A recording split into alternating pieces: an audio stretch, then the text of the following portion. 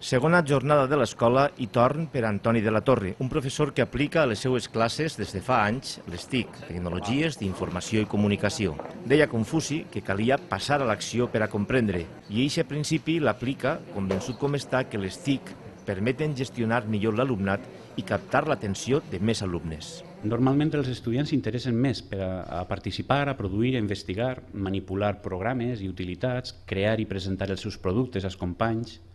El treball cooperatiu en grup els enganxa encara més.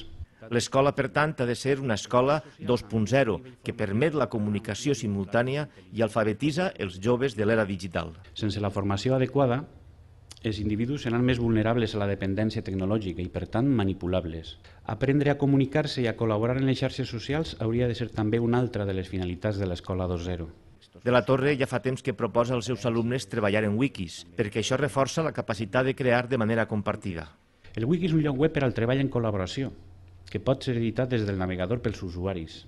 Els usuaris d'un wiki poden crear, modificar, enllaçar i esborrar el contingut d'una pàgina web. Una de les wikis més conegudes que coneixeu és la Viquipèdia, una enciclopèdia en línia creada i augmentada per milers de cooperants del saber. Les característiques dels wikis les converteixen en una eina efectiva per a l'escriptura col·laborativa i es presenten com a molt eficaces per a gestionar el coneixement i per a construir-se'l el mateix alumne. La tecnologia wiki promou l'escriptura.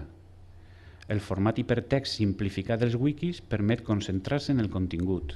Els alumnes, a mesura que van escrivint, editant, publicant, etc., doncs es van interessant per quedar millor, és a dir, per escriure millor. Les wikis estan obertes a la comunitat i, per tant, són accessibles als pares dels estudiants. Permeten mostrar el treball, els progressos, els aprenentatges que els seus fills realitzen en distintes matèries. Són el quadern d'apunts i exercicis on el text produït pot ser qualsevol artefacte multimèdia. És el portfoli al capdavall.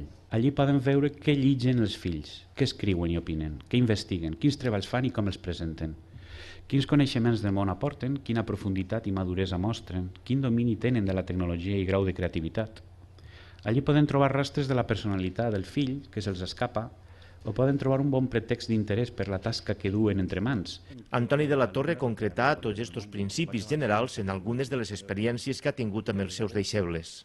Programàrem per a la tercera avaluació a tercer d'ESO, en el curs 2006-07, que cada alumne buscarà 2 contes de la tradició popular o literària d'arreu del món.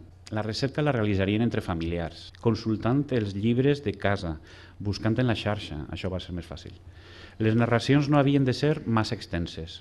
Podien ser adaptades per ells i sempre transcrites en valencià. Més tard es col·locaria cada història en este wiki, acompanyada finalment per una gravació en MP3 on l'alumne l'hauria gravada.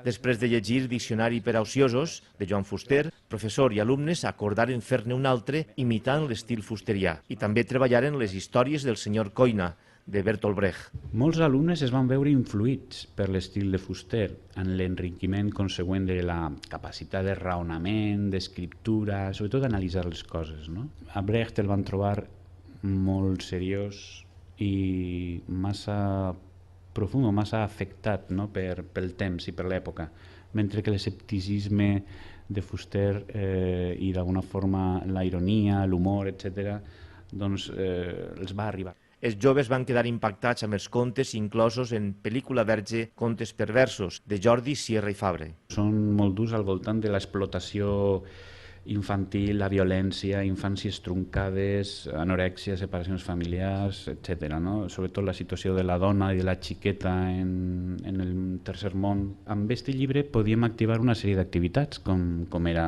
el debat a classe, el buscar notícies a les quals que se referiren justament als contes. Aleshores, la primera activitat que es va proposar després del debat a classe fou que terminaren aquestes històries d'una manera distinta. A internet hi ha bona cosa de notícies, fotos i vídeos que presenten obertament aquestes realitats. Així doncs, busquem referències als diaris digitals. Les traduïm al valencià, les enllacem en la font original i les il·lustrem amb fotos o vídeos al·lusius.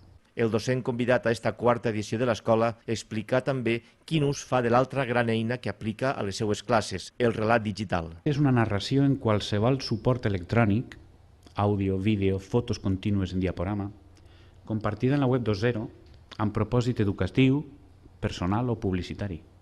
Les històries són construïdes per persones sense coneixements professionals sobre l'escriptura de relats o la producció audiovisual. Les històries se construeixen a partir de fets ficticis inventats o llegits en novel·les, o bé de fets reals viscuts en primera persona, utilitzant fotografies, dibuixos, música, veu pròpia. Els relats digitals han demostrat ser de gran utilitat per a desenvolupar o millorar una sèrie de competències i coneixements i per augmentar la motivació al centrar el procés de producció en l'alumne i a relacionar-lo amb el seu propi context i història. I estos en són alguns exemples reals duts a terme els últims mesos. El primer, adaptacions personals de relats digitals curts amb el llibre Pel·lícula Verge de Jordi Sierra. Aquestes adaptacions es preparen amb l'elaboració d'un storyboard o guió tècnic, les fotos que faran, el text escrit, el text narrat i la música d'acompanyament. El reportatge de la xerrada de l'escriptora Gemma Pasqual al centre al voltant del llibre La Mosca.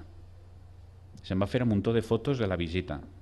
S'enregistrà la conferència, una història personal ja, que continga elements vivencials i emotius, d'indagació en el jo de l'adolescent i que siguin representatius de cadascú. Aquesta proposta ve motivada per la lectura del llibre Jo, de Jordi Sierra i Fabra. Els alumnes han après també a fer guions literaris, organitzen tertúlies sobre llibres i, per exemple, graven audiollibres. El que més els agrada del treball de llibres és poder parlar dels llibres. Baixar a la biblioteca, parlar, dir-se el que faci falta, perquè necessiten contrastar les opinions. Una altra aplicació és fer audiollibres. És una cosa que els va encantar. Llegir el llibre complet entre 3-4 persones i aleshores oferir cadascú un capítol, si el capítol era molt llarg, entre dos, i fer una lectura completa del llibre en valencià. A manera de colofó, de la Torre sintetitzà així el seu objectiu d'aproximar el món dels llibres a la vida real. Les llibres no supleixen la vida, però la vida tampoc no supleix els llibres. I jo dic, com puc completar-la modestament? Pues dient que l'Ewiki és un espai participatiu, ampli, que pot connectar amb bones idees, els llibres i la vida en l'etapa adolescent.